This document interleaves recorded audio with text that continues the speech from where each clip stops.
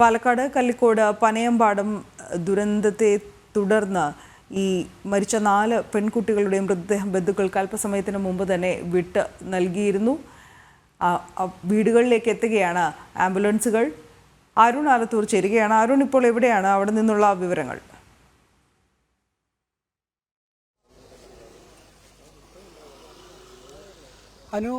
തുപ്പനാടുള്ള ചെറുള്ളിയിലെ വസതികളിലേക്കാണ് ഈ കുട്ടികളുടെ മൃതദേഹം അല്പസമയത്തിനകം എത്തിക്കുക.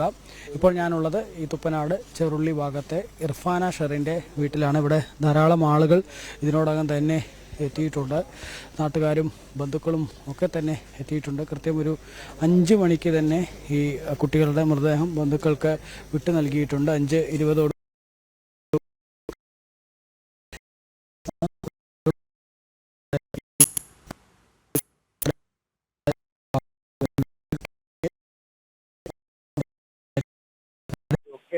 വിശ്വസിക്കാനാവാത്ത ഒരു സംഭവമാണ്. കാരണം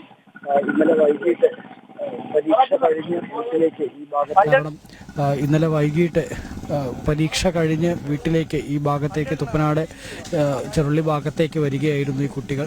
ആ സമയത്താണ് ബസ് കാത്തു നിൽക്കുന്നതിനിടെ ഒരു അപകടം ഉണ്ടായത്. ഇത്തരത്തിലൊരു സിമൻറ്റ് കയറ്റി വന്ന ലോറി ഈ കുട്ടികളുടെ ദേഹത്തേക്ക് മറിഞ്ഞു വീഴുകയും അതിൽ ഈ 4 കുട്ടികൾക്ക് ദാരുണാന്ത്യം സംഭവിക്കുകയും ചെയ്തത്. ഫാത്തിമ, 4 കുട്ടികൾക്കാണ് ഈ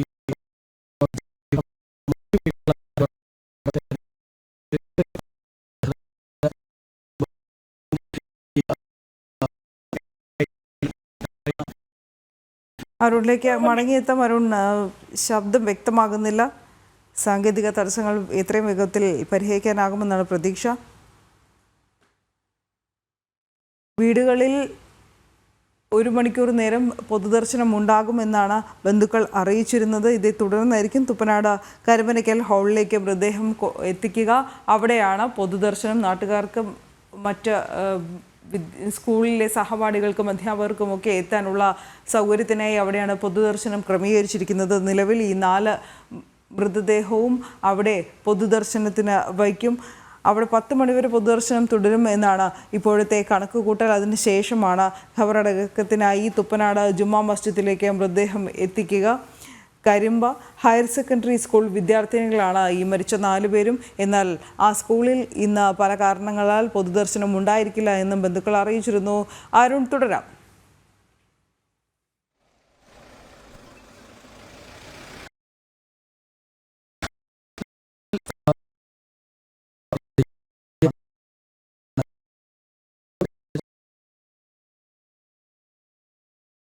അത് ഇതിനു മുമ്പൊന്നും ഉണ്ടായിട്ടില്ല എന്നുള്ളതാണ്. പക്ഷേ ഈ ഒരു മേഖല സ്ഥിരം അപകട മേഖലയാണ് എന്നുള്ളതാണ് പ്രദേശവാസികൾ, നാട്ടുകാർ പ്രധാനമായിട്ടും ആരോപണമായിട്ട് ഉന്നയിക്കുന്നത്. പ്രത്യേകിച്ച് ഈ കല്ലടിക്കോട് മുതൽ പനയമ്പാടം വരെയുള്ള ഭാഗങ്ങളിൽ 100-ലേറെ അപകടങ്ങൾ ഇതിനോടകം തന്നെ നടന്നിട്ടുണ്ട്. അതിൽ തന്നെ ഇപ്പോൾ അപകടം സംഭവിച്ച പനയമ്പാടം വളവ്, ആ ഭാഗത്ത് തന്നെ 55-ലേറെ അപകടങ്ങളാണ് കഴിഞ്ഞ കുറച്ചു കാലമായിട്ട് നടന്നിട്ടുള്ളത്. ഇത്രയും അപകടങ്ങൾ നടന്നിട്ടും അവിടെ റോഡിന്റെ നിർമ്മാണവും മറ്റും അതിന്റെ അശാസ്ത്രീയതയും മറ്റുമൊക്കെ പരിഹരിക്കാത്തതാണ് വീണ്ടും ഇത്തരമൊരു അപകടം ഉണ്ടാകുന്നതിലേക്ക് വഴിവെച്ചത് എന്നുള്ളതാണ് പ്രധാന ആരോപണമായിട്ടും പ്രതിഷേധമായിട്ടൊക്കെ നമ്മുടെ നാട്ടുകാരുടെ ഭാഗത്ത് നിന്ന് ഉണ്ടായത്. ഏതായാലും ഇന്നിപ്പോൾ ഈ ഒരു നാടൊന്നാകെ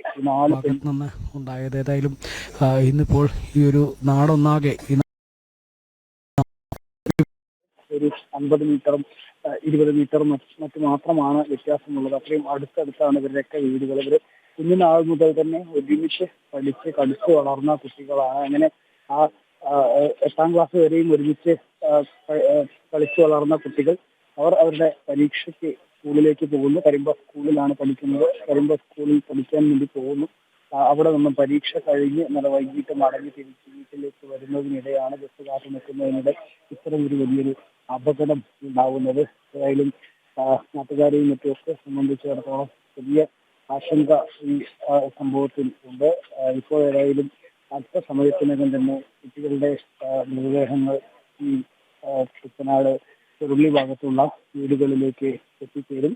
ആദ്യം ഇർഫാന ഷെറിന്റെ, അതായത് ഞാൻ നിൽക്കുന്ന വീട്ടിലെ കുട്ടിയുടെ അദ്ദേഹമാണ് ആദ്യം എത്തുക എന്നുള്ളതാണ്. അപകടത്തിൽ വെച്ച മറ്റൊരു വിദ്യാർത്ഥിനി റിദ ഫാത്തിമയുടെ വീട്ടിലാണ് ഞങ്ങളുടെ പ്രതിനിധി ശിവദാസ് കന്മനമുള്ളത്. ശിവദാസ്, അവിടെ നിന്നുള്ള വിവരങ്ങൾ. ഞാനിപ്പോൾ നിൽക്കുന്നത് റിദ ഫാത്തിമയുടെ വീടിന് സമീപമാണ്. നമുക്ക് ദൃശ്യങ്ങളിൽ കാണാം, അവരുടെ വീട് ഒരു വാടക വീടാണ്.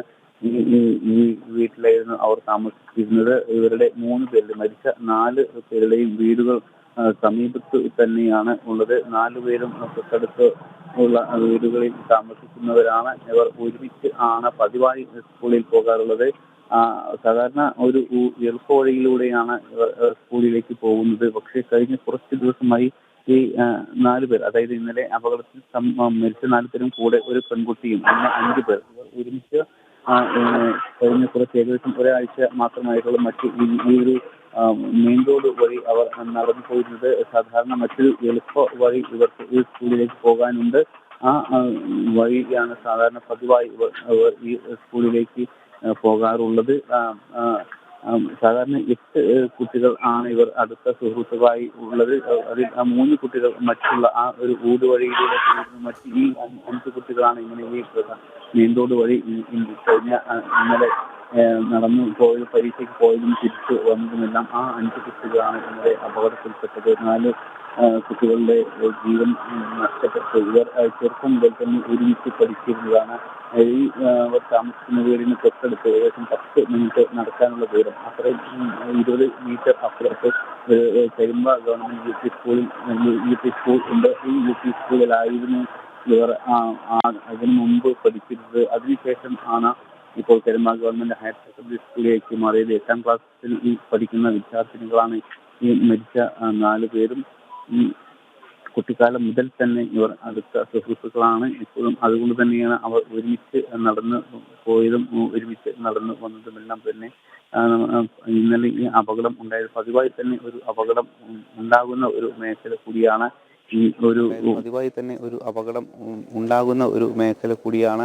ഈ ഒരു വളവ് കൂടി ഉള്ള ഈ ഒരു സ്ഥലം. അതുകൊണ്ട് തന്നെ നാട്ടുകാരുടെ ഭാഗത്ത് അടക്കം അത്തരത്തിൽ ഒരു പ്രതിഷേധമെല്ലാം തന്നെ ഇന്നലെ അവിടെ ഉണ്ടായിരുന്നു. വലിയ രീതിയിലുള്ള പ്രതിഷേധം ഉണ്ട്. ഇപ്പോഴും നാട്ടുകാർ അത്തരത്തിൽ പ്രതിഷേധത്തിൽ കാലങ്ങളായി തന്നെ പറഞ്ഞുകൊണ്ടിരിക്കുന്ന ഒരു ആവശ്യം ആണ് ഈ അപകട മേഖല. അത് സാധാരണ അപകടം സാധ്യത ഇല്ലാതാക്കുന്ന തരത്തിലുള്ള നിർമ്മാണ പ്രക്രിയ നടത്തേണ്ടതുണ്ട് എന്ന് അവർ പതിവായി തന്നെ ആവശ്യപ്പെടുന്നുണ്ട്. മുൻപും പല തവണ ഈ സ്ഥലത്ത് തന്നെ അപകടം ഉണ്ടായിരുന്നു. 1.5 മാസം മുൻപ് ഇവിടെ ഒരു കാർ അപകടത്തിൽപ്പെട്ട് ഈ സമീപവാസികളായ 5 യുവാക്കൾ മരിച്ചിരുന്നു. ഒക്ടോബർ മാസത്തിലാണ് ഈ അപകടം ഉണ്ടായത്. കോങ്ങാടും അതോടൊപ്പം തന്നെ അല്ലെങ്കിൽ ഒരു പ്രദേശത്തുള്ള ആളുകൾ അപകടത്തിൽപ്പെട്ട് ഇവിടെ മരിച്ചു. അത്തരത്തിൽ നിരവധി പ്രാവശ്യം തന്നെ ഇവിടെ മരണം അടക്കമുള്ളവയും അതോടൊപ്പം തന്നെ മറ്റ് അംഗവൈകല്യങ്ങൾ ഉണ്ടാകുന്ന, കയ്യും കാലും നഷ്ടപ്പെടുന്ന തരത്തിലുള്ള അപകടങ്ങൾ ഒക്കെ ഉണ്ടാകുന്ന ഒരു മേഖലയാണ്. പതിവായി തന്നെ അപകടം ഉണ്ടാകുന്ന ഒരു മേഖല.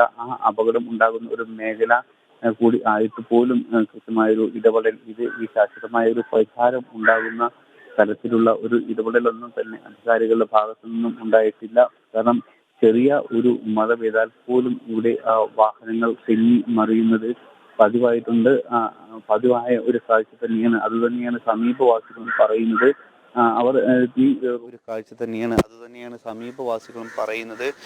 അവർ ഈ റോഡിനോട് ചേർന്നുള്ള വീടുകളിലുള്ളവർ പറയുന്നത് അവർ ഏതു നിമിഷവും ഭീതിയോടെ കഴിയുകയാണ്. കാരണം അവരുടെ വീടുകളിലേക്ക് അടക്കം വാഹനങ്ങൾ മറിയുന്ന ഒരു സാഹചര്യം ഉണ്ടാകാനുള്ള സാധ്യതയുണ്ട്. അതുകൊണ്ട് തന്നെ അവർ പേടിയോടെയാണ് ഈ ഭാഗങ്ങളിലെല്ലാം തന്നെ കഴിയുന്നത് എന്നാണ് അവർ ഇന്നലെ നമ്മൾ അവരോട് സംസാരിച്ചപ്പോഴൊക്കെ പറഞ്ഞത്.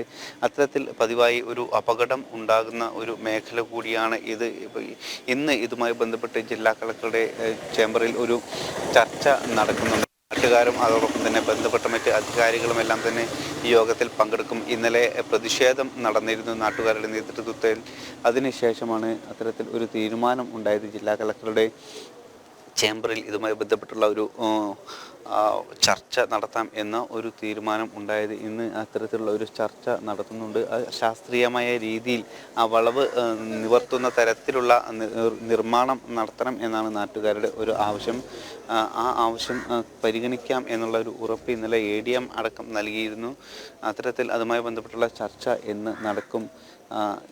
എന്തായാലും ഇന്നലെ ഈ സംഭവിച്ച അപകടത്തിൽ ഇന്നലെ വൈകിട്ട് 4 മണിയോടെ ഈ അപകടം നടന്നത്. കുട്ടികൾ സ്കൂളിൽ പരീക്ഷ കഴിഞ്ഞ് മടങ്ങി വരും വഴിയാണ് ഇത്തരത്തിൽ ദാരുണമായൊരു അപകടം ഉണ്ടായത്. വലിയ ഒരു ലോറി അത് മറ്റൊരു ലോറിയുടെ പുറകെ ഇടിച്ചു. പിന്നീട് നിയന്ത്രണം നഷ്ടപ്പെട്ട് അതുവഴി നടന്നു വരികയായിരുന്ന ആ കുട്ടികളുടെ മേലേക്ക് മറിയുകയായിരുന്നു. 4 കുട്ടികൾ ആ ലോറിക്ക് അടിയിലായി. സിമന്റുമായി വന്ന ലോഡുമായി വന്ന ഈ ലോറിയാണ് അപകടത്തിന് ഇടയായി. വലിയ ഭാരമുണ്ടായിരുന്നത് കൊണ്ട് തന്നെ തുടക്കത്തിലെല്ലാം തന്നെ രക്ഷാപ്രവർത്തനം വലിയ പ്രയാസത്തിലായിരുന്നു, ബുദ്ധിമുട്ട് ഉണ്ടാക്കിയിരുന്നു. പിന്നെ മറ്റു സംവിധാനങ്ങൾ, ക്രെയിൻ അടക്കമുള്ള സംവിധാനങ്ങൾ എത്തിയാണ് ലോറി ഉയർത്തിയത്. അതിനുശേഷം ലോറി പിന്നീട് അവിടെ നിന്നും മാറ്റി. അത്തരത്തിൽ അപ്പോഴേക്കും ഈ 4 കുട്ടികൾ തൽക്ഷണം തന്നെ മരിച്ചിരുന്നു. ഒരു കുട്ടി ഇപ്പോഴും പരിക്കേറ്റ് ചികിത്സയിൽ തുടരുകയാണ്. ദാരുണമായൊരു സംഭവം തന്നെ. ഒരു നാടിനെ ആകെ കണ്ണീരിലാഴ്ത്തിക്കൊണ്ടാണ് ഈ 4 കുട്ടികളുടെ ജീവൻ ഈ ഇരത്തിൽ പൊലിഞ്ഞത്. ഇന്ന് അല്പസമയത്തിനകം തന്നെ ഈ കുട്ടികളുടെ മൃതദേഹങ്ങൾ ഇപ്പോൾ ഈ വീടുകളിലേക്ക് എത്തിക്കൊണ്ടിരിക്കുകയാണ്. ഓരോ കുട്ടികളുടെയും മൃതദേഹം വീടുകളിലേക്ക് എത്തിക്കൊണ്ടിരിക്കുകയാണ്. നമ്മളിപ്പോൾ ദൃശ്യങ്ങളിൽ കാണുന്നത് റിത ഫാത്തിമയുടെ വീട്ടിലേക്ക് ആംബുലൻസിൽ മൃതദേഹം കൊണ്ടുവരുന്നതാണ്. പോസ്റ്റ്മോർട്ടം നടപടികളടക്കം എല്ലാ ആശുപത്രിയിൽ കഴിയിരുന്നു. അതിനുശേഷം 5:30യോടെയാണ് ഈ കുട്ടികളുടെ മൃതദേഹം ബന്ധുക്കൾക്ക് കൈമാറിയത്. അതിനുശേഷം ഇപ്പോൾ വീടുകളിലേക്ക് കൊണ്ടുവരികയാണ്. ഏകദേശം തന്നെയാണ് ഈ 4 കുട്ടികളുടെയും വീടുകൾ ഉള്ളത്. അതുകൊണ്ട് തന്നെ വീടുകളിൽ സമയത്തിനകം പൊതുദർശനം വയ്ക്കും. അതിനുശേഷം ഇവിടെ തുപ്പനാട് ജുമാ മസ്ജിദ് ഖബർസ്ഥാനിൽ ആയിരിക്കും ഖബറടക്കം നടക്കുക. അതിനു മുമ്പ് ജുമാ മസ്ജിദിന് സമീപത്ത് തന്നെയുള്ള ഒരു ഓഡിറ്റോറിയത്തിൽ പൊതുദർശനത്തിന് വയ്ക്കും. 10 മണിക്ക് ശേഷമായിരിക്കും പൊതുദർശനത്തിന് വയ്ക്കുക. അതുവരെ വീടുകളിൽ പൊതുദർശനം ഉണ്ടാകും. അതിനുശേഷമാണ് ഏകദേശം മുൻപ് തന്നെ 12 മണിയോടുകൂടി ഖബറടക്കം ഉണ്ടാകും എന്നാണ് അറിയിച്ചിരിക്കുന്നത്. മൊത്തത്തിൽ വലിയൊരു സങ്കടക്കടലിൽ തന്നെയാണ് ഉള്ളത് ഈ നാട് മൊത്തത്തിൽ. കാരണം അപ്രതീക്ഷിതമായി ഒറ്റയടിക്ക് ഒരു നിമിഷത്തിൽ തന്നെ 4 പെൺകുട്ടികളുടെ ജീവൻ നഷ്ടപ്പെട്ടു. ഓരോ കുടുംബത്തിൻ്റെയും പ്രതീക്ഷകളായിരുന്ന 4 പെൺകുട്ടികളുടെ ജീവൻ നഷ്ടപ്പെട്ടു. അതിൻ്റെ ആ സങ്കടത്തിൻ്റെ ആഴക്കടലിൽ തന്നെയാണ് ഈ ബന്ധുക്കളും വീട്ടുകാരും പ്രദേശമൊക്കെ വീടുകളിലേക്ക് എത്തുകയാണ്. അരുൺ ആലത്തൂരിലേക്ക് വീണ്ടും. അരുൺ,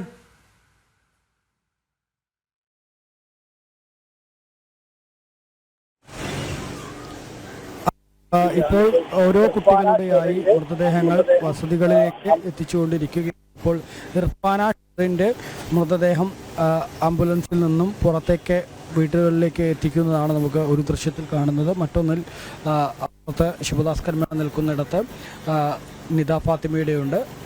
ഏറ്റവും ഈ ഒരു തുപ്പനാട് ഭാഗത്തെ പാതയുടെ ആദ്യ വീടാണ് ആയിഷയുടേത്. ഏറ്റവും അവസാനമായിട്ടുള്ള വീടാണ് റിത ഫാത്തിമയുടേത്. ഈ 4 കുട്ടികളുടെയും മൃതദേഹങ്ങൾ ഇപ്പോൾ അവരുടെ വീടുകളിലേക്ക് എത്തിക്കുകയാണ്. ഏതായാലും ഇനി വീടുകളിലാണ് പൊതുദർശനം നടക്കുക. ഒരു 8:15 വരെ ഈ വീടുകളിൽ പൊതുദർശനം ഉണ്ടാവും എന്നുള്ളതാണ് ബന്ധുക്കളും നാട്ടുകാരും അറിയിച്ചിട്ടുള്ളത്. അതിനുശേഷം 8:30 കരിമ്പനക്കൽ ആണ്, അതായത് തുപ്പനാട് തന്നെയുള്ള കരിമ്പനക്കൽ ഹാളിൽ ഈ 4 കുട്ടികളുടെയും മൃതദേഹങ്ങൾ 8:30 എത്തിക്കും. ശേഷം അവിടെയായിരിക്കും പൊതുദർശനം ഉണ്ടാവുക. കൂടുതൽ മന്ത്രിമാരുൾപ്പെടെയുള്ള ആളുകളൊക്കെ ഈ കരിമ്പനക്കൽ ഹാളിൽ പൊതുദർശനത്തിന് ഈ കുട്ടികളുടെ ഭൗതിക ശരീരം വയ്ക്കുമ്പോൾ അങ്ങോട്ടേക്ക് എത്തും എന്നുള്ളതാണ് നമുക്ക് മനസ്സിലാക്കാൻ സാധിക്കുന്നത്. അതിന് ശേഷം ഈ ഖബറടക്കം ഉൾപ്പെടെ ഉണ്ടാവും. ഇന്നിപ്പോൾ വെള്ളിയാഴ്ച ആയതുകൊണ്ട് തന്നെ 12:10 മുൻപ് തന്നെ ഖബറടക്കവും മറ്റും നടത്തേണ്ടതുണ്ട്. അതുകൊണ്ട് തന്നെ 12:10 മുൻപായിട്ട് തന്നെ ഖബറടക്കം ഉൾപ്പെടെ ഉണ്ടാവും. തുപ്പനാട് ജുമാ മസ്ജിദിലെ ഖബർസ്ഥാനിലാണ് ഖബറടക്കം ഉണ്ടാവുക. ഇപ്പോഴേതായാലും ഓരോ കുട്ടികളുടെയായി മൃതദേഹം കാണാൻ സാധിക്കുന്നത്. ഈ ഇർഫാന ഷെറിനെ സംബന്ധിച്ച് സഹോദരങ്ങൾ, ഒരു സഹോദരി എന്നിവരാണ് ഉള്ളത്. ഈ കുട്ടിയുടെ അച്ഛൻ ഒരു റൈസ് മില്ലാണ് നടത്തുന്നത് എന്നുള്ളതാണ്. വളരെ സാധാരണപ്പെട്ട കുടുംബങ്ങളാണ് ഈ കുട്ടികളെ വളരെ പ്രതീക്ഷയോടുകൂടെ കുട്ടികളെ വളർത്തുന്ന സാധാരണ കുടുംബം. അങ്ങനെ തന്നെയാണ് ആ കുട്ടികളെ സ്കൂളിലേക്ക് അയച്ചിട്ടുള്ളതും. ഓരോ ദിവസവും പരീക്ഷ കഴിഞ്ഞ് വന്ന് വീട്ടിൽ വന്ന് മാതാപിതാക്കളോട് ആ പരീക്ഷയെക്കുറിച്ചും പരീക്ഷയുടെ വിശേഷങ്ങളും മറ്റുമൊക്കെ പങ്കുവയ്ക്കുന്ന ആ കുരുന്നുകളാണ് ഇന്നലെ അത്തരത്തിൽ കരിമ്പ സ്കൂളിലേക്ക് ചെന്ന് അവിടെ നിന്നും പരീക്ഷ കഴിഞ്ഞ് തിരികെ വീട്ടിലേക്ക് വരുന്നതിന് വേണ്ടി ശ്രമിക്കുമ്പോൾ ഇത്തരമൊരു അപകടം ഉണ്ടായത്. ഏതായാലും പരീക്ഷ എഴുതി കുരുന്നുകളും തിരികെ എത്തുന്നത് ഈ ചേതനയേറ്റ ശരീരവുമായാണെന്നുള്ളത് വളരെ ദുഃഖകരമായ കാര്യമാണ്. ഈ നാടൊന്നാകെ പൊട്ടുകയാണ് കുരുന്നുകളുടെ വിയോഗത്തിൽ. കാരണം വെറും 8ാം ക്ലാസ്സിൽ മാത്രം പഠിക്കുന്ന ആ കുഞ്ഞുങ്ങളാണ് ഇത്തരത്തിലൊരു അപകടത്തിൽ ജീവൻ നഷ്ടമായിരിക്കുന്നത്. അത് നാടിനെ ഒന്നാകെ കണ്ണീരണിയിക്കുന്നു എന്നുള്ളത് തന്നെയാണ് നമുക്ക് കാണാൻ സാധിക്കുന്നത്. ഇപ്പോൾ ഇത്രയും രാവിലെ പുലർച്ചെ നേരത്ത് പോലും ഈ വീടുകളിലൊക്കെ ഒരുപാട് നാട്ടുകാരും കണ്ടും കേട്ടുമൊക്കെ അറിഞ്ഞിട്ടുള്ള പ്രദേശവാസികളും മറ്റുമൊക്കെ എത്തിയിട്ടുണ്ട്. അവരൊക്കെ ആ ഒരു കുരുന്നുകളുടെ ഈ ഒരു വിയോഗത്തിൽ വലിയ ദുഃഖം തന്നെയാണ് രേഖപ്പെടുത്തുന്നത്. പാലക്കാട് മാത്രമല്ല, കേരളത്തിൻ്റെ അങ്ങോട്ടും ഇങ്ങോളമുള്ള ഭാഗങ്ങളിൽ നിന്നുള്ള ആളുകൾ ദുഃഖം തന്നെ രേഖപ്പെടുത്തുന്നു എന്നുള്ളതാണ്. കാരണം ഇത്തരം ഒരു അപകടം, അതും നേരത്തെ തന്നെ നിരവധി അപകടങ്ങൾ ഇനി ആവർത്തിക്കാതിരിക്കുന്നതിന് വേണ്ടി കൃത്യമായ നടപടികളില്ലാത്ത കാരണം കൊണ്ട് മാത്രം വീണ്ടും ആവർത്തിച്ച അല്ലെങ്കിൽ അപകടം എന്നുള്ളത് തന്നെ ആയിട്ട് ഉന്നയിക്കുന്നത്. കൃത്യമായ നടപടി സ്വീകരിച്ച് ഇങ്ങനെ അപകടങ്ങൾ ഉണ്ടാകുമ്പോൾ ആ അപകടങ്ങൾ ഇനി ആവർത്തിക്കാതിരിക്കുന്നതിന് വേണ്ടിയുള്ള ഫലവത്തായ നടപടികൾ സ്വീകരിച്ചിരുന്നുവെങ്കിൽ ഈ കുരുന്നുകൾക്ക് ജീവൻ നഷ്ടമാവുന്ന ഒരു സാഹചര്യം ഉണ്ടാവുമായിരുന്നില്ല. പക്ഷേ നിരവധി അപകടങ്ങൾ ഉണ്ടായിട്ടും 55ലേറെ അപകടങ്ങൾ ഈ ഭാഗത്തുണ്ടായിട്ടും അതിലൊന്നും ഒരു കൃത്യമായ നടപടികൾ പിന്നീട് ഇത് ആവർത്തിക്കാതിരിക്കുന്നതിന് വേണ്ട നടപടികൾ ഉണ്ടായില്ല. കല്ലടിക്കോട് മുതൽ കന്യാകുമാരി വരെയുള്ള ഭാഗത്താണ് 100ലേറെ അപകടങ്ങളാണ് ഉണ്ടായിട്ടുള്ളത്. ഒക്ടോബറിലാണ് 5 യുവാക്കൾ അപകടത്തിൽപ്പെടുന്നത്. കോങ്ങാട് നിന്നുൾപ്പെടെയുള്ള യുവാക്കളായിരുന്നു അപകടത്തിൽപ്പെട്ടത്. തെരഞ്ഞെടുപ്പ് വേളയിൽ ഉൾപ്പെടെ ഈ റോഡിലെ അപകടങ്ങൾ വലിയ വാർത്തകളായിരുന്നു. പക്ഷെ അതിനൊക്കെ ശേഷവും ഇത്തരം ആവർത്തിക്കാതിരിക്കേണ്ട നടപടികളുണ്ടായില്ല. അതുതന്നെയാണ് വീണ്ടും ഒരു അപകടത്തിലേക്ക് നയിച്ചിരിക്കുന്നതും. സ്കൂളിലേക്ക് പോയി പരീക്ഷ എഴുതി മടങ്ങിയ കുരുന്നുകൾക്ക് ജീവൻ നഷ്ടമാകുന്ന തരത്തിലേക്ക് കാര്യങ്ങൾ എത്തിച്ചതും.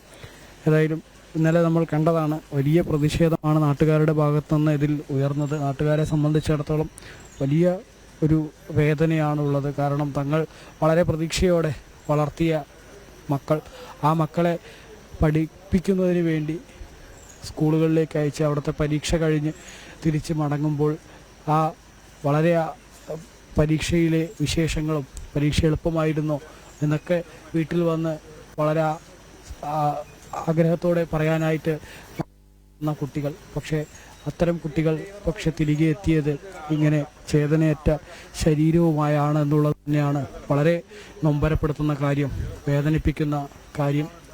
അപ്പോൾ ഓരോ കുരുന്നുകളുടെയും ആ ഭൗതിക ശരീരം വീടുകളിൽ പൊതുദർശനം ആരംഭിച്ചിരിക്കുന്നു. വീടുകളിലേക്ക് വിവിധ ഇടങ്ങളിൽ നിന്നുള്ള ആളുകളൊക്കെ വീടുകളിലേക്ക് ഇരിക്കുന്ന ഒരു തീർത്തും ഈ ഒരു പ്രഭാതം വളരെ നൊമ്പരപ്പെടുത്തുന്ന വേദനാജനകമായ ഒരു രാവിലെ എന്നുള്ളത് തന്നെയാണ് കാണാൻ സാധിക്കുന്നത്. ഏതായാലും ഈ നാട്ടുകാരെയൊക്കെ സംബന്ധിച്ചിടത്തോളം വളരെ നെഞ്ചിടിപ്പോടെ കുരുന്നുകളുടെ മരണം അത് ആർക്കും ഉൾക്കൊള്ളാൻ കഴിയുന്നില്ല എന്നുള്ളതാണ് ഓരോ ആളുകളെയും നമുക്കിവിടെ എത്തുമ്പോൾ കാണാൻ വാസ്തവമാണ് അരുൺ. ആർക്കും ഉൾക്കൊള്ളാൻ കഴിയുന്നില്ല എന്നത് വാസ്തവമാണ്. സ്വപ്നങ്ങൾ ബാക്കി വെച്ചാണ് ആ 4 കുരുന്നുകൾ, 4 മിടുക്കി പെൺകുട്ടികൾ, 4 മിടുക്കി വിദ്യാർത്ഥിനികൾ നമ്മളോടൊക്കെ വിട പറയുന്നത്. ഇവർക്ക് വിട നൽകാൻ ഒരുങ്ങുകയാണ്. നാട് ദുഃഖം താങ്ങാനാവാതെയാണ് നാടും നാട്ടുകാരും ഉള്ളത് എന്നതും സത്യം. ഇന്ന് കാണാം എന്ന് പറഞ്ഞായിരിക്കുമല്ലോ ഇവർ സഹപാഠികളോടും അധ്യാപകരോടും ഒക്കെ താൽക്കാലികമായി സ്കൂളിൽ നിന്ന് ഇറങ്ങിയിട്ടുണ്ടാവുക. 1 കിലോമീറ്റർ മാത്രം അകലെയുള്ള തങ്ങളുടെ വീടുകളിലേക്ക് എത്താൻ ബസ് സ്റ്റോപ്പിലേക്ക് നിൽക്കുമ്പോൾ അപകടം വന്നത് സിമന്റ് ലോറിയുടെ രൂപത്തിൽ. 5 വിദ്യാർത്ഥികളിലേക്ക് മറിഞ്ഞ ലോറിക്കിടയിൽ നിന്ന് ഒരു വിദ്യാർത്ഥി പരിക്കുകളോടെ ആശുപത്രിയിൽ തുടരുന്നു. മറ്റ് 4 പേരുടെയും ജീവൻ പൊലിയുന്ന ഒരു സാഹചര്യം. ഒരുപക്ഷെ ഇവരെക്കുറിച്ച് വേദനയോടെ അല്ലാതെ ആ സ്കൂളിന് പോലും ഇനി എങ്ങനെ ഓർക്കാൻ കഴിയും എന്നതുകൂടിയാണ്.